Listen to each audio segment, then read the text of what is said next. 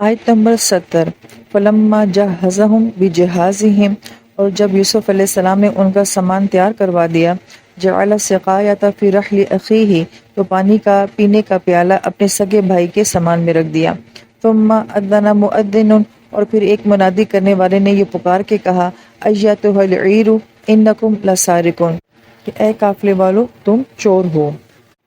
اس آیت میں بادشاہ کے جس پیالے کے گم جانے کی بات کی جا رہی ہے، ظاہری بات ہے یہ کوئی عام پانی پینے والا پیالہ تو نہیں ہوگا کہ ایک اتنا بڑا بادشاہ جو ہے وہ اتنی چھوٹی سی چیز کے اوپر کسی کو چور کیوں کہے گا اور اس کی تلاشی کیوں لی جا رہی ہوگی۔ اس کا مطلب ہے کہ کوئی خاص قسم کا پیالہ ہوگا، یا پھر ہم یہ دیکھتے ہیں کہ جو بڑے بڑے لوگ ہوتے ہیں ان کے پاس بڑے اینٹی قسم کے پیس ہوتے ہیں، یا پھر ہم یہ بھی دیکھتے ہیں کہ جو امیر لوگ ہوتے ہیں ان کے پاس بڑے قیمتی قسم کے ڈیکوریشن پیس ہوتے ہیں، تو یہ کوئی خاص قسم کا پیالہ ہوگا۔